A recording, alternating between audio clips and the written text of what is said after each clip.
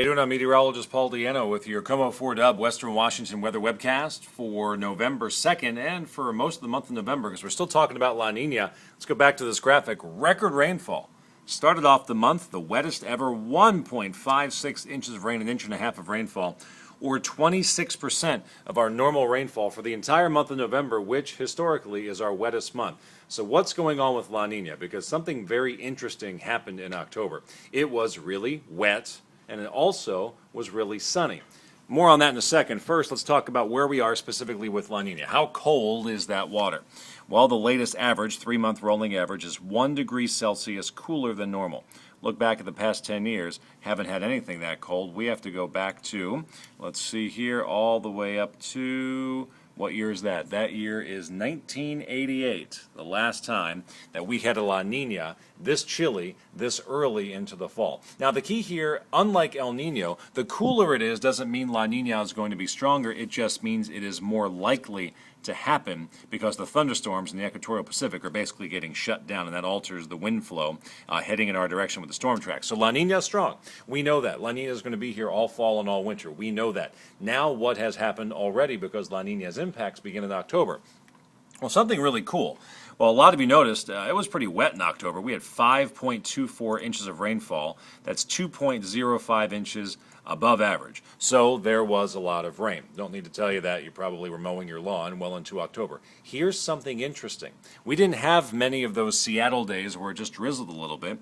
We had 5 clear days. We had 16 partly cloudy days and only 10 cloudy days. So not only did we have double the normal rainfall, we had double the normal amount of clear or partly cloudy days. Now, a lot of you would argue that's a pretty good weather pattern. If we can get more sunshine and more rainfall, for those of you who love storms, well, that would be pretty cool. Well, let's take a look at what we're expecting for November. Now, all of these predictions cannot predict any one storm that may be the storm that you'll remember for a generation. We can't do that. The forecasting skill is not that good.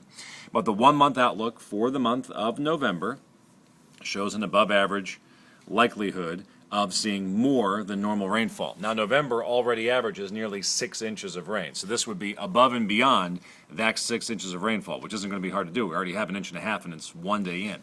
As for temperature for the month, equal chances, EC. You see the center part of the country, likely that it will be warmer than normal. For us, there's no real temperature indicator. That's the monthly scale. Now let's look a little bit tighter here and talk about temperature for November 7th through the 11th, and then even as far out as November 15th.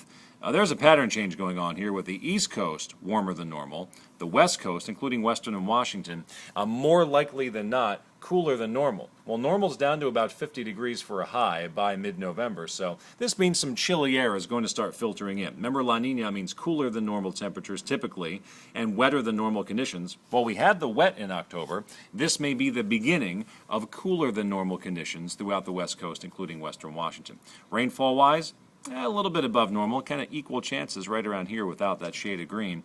And looking out toward mid-November, N means normal rainfall, which is a decent amount for November. So October featured a lot of rainfall. October featured a lot of sunny days. Will that continue in November? Well, the pattern for at least the next couple days will. Take a look at your forecast for the first couple days of November after that record rainfall. How about this? We're going to have highs in the 60s. So the yay or nay forecast will continue. The jury's still out whether that will continue, because sunny days are hard to get once you get into mid-November. But all indications are we're still in La Nina. We still will see above average precipitation, and likelier than not, we will begin to see some cooler temperatures moving in. A lot of you are asking, does that mean snow? That's not a guarantee, but when you get cool, when you get wet, the likelihood certainly increases. So enjoy the sunshine while we have it. Cooler weather and more wet weather is coming. That's the KOMO4W for today. Make it a great day. We'll see you next time.